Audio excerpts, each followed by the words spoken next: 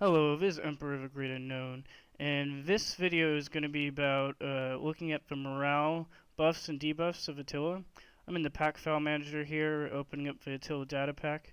I just want to highlight a few values in here, just that I looked over last week, and I just found it a bit troubling in a way. But anyway, this value right here is the blood bonus. It basically is the bonus for your unit getting kills recently.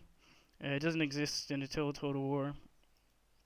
You get a substantial charge bonus, so you get 26 morale buff just for charging at a unit, and that lasts for 60 seconds, which could be quite important to know when you're deciding whether or not to charge the enemy or not.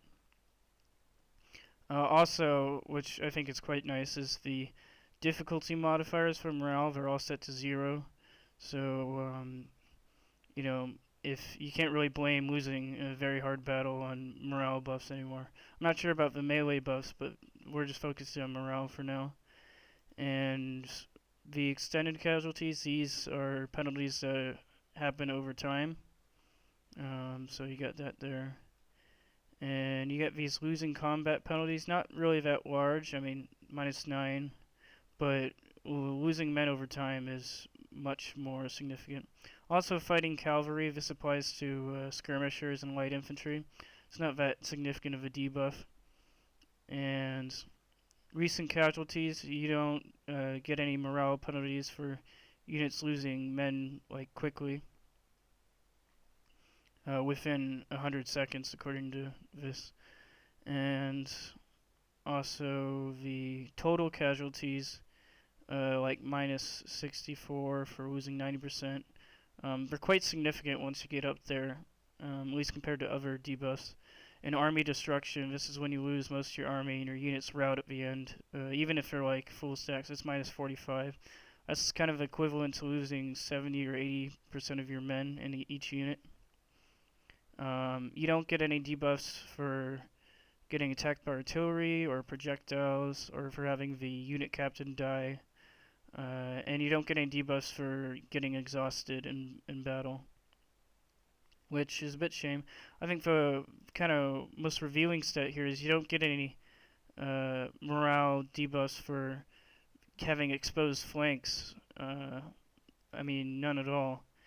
And your general dying is quite a significant penalty on morale. This is why battles tend to end very quickly when your general dies. Let's see, this panic is basically controls kind of chain routing. It did 0 in Attila Total War, so chain routing doesn't exist. Your units don't get morale penalties if their friends are routing, which again I think is was very important in terms of previous Total Wars with timing to get in chain routes on your enemy, but that's not the way the mechanics work.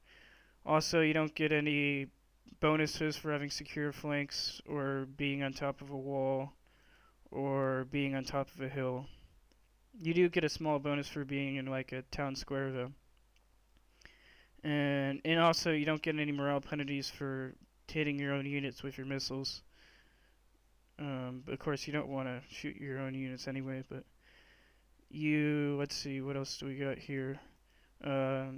Also, the effect for being attacked in the flank or in the rear isn't really that large. Like -9, a lot of morale buffs and debuffs by unit abilities are larger than this -9. Plus, you don't get any morale penalties for being outflanked. So, it's not really that significant outflanking your enemy. And then winning combat 3 and 6. I mean, if you lose your general, even if you're winning combat significantly, it's like a net -12. So it's not really imperative for morale if you're winning or losing the battle or not. Anyway, I just wanted to highlight some of these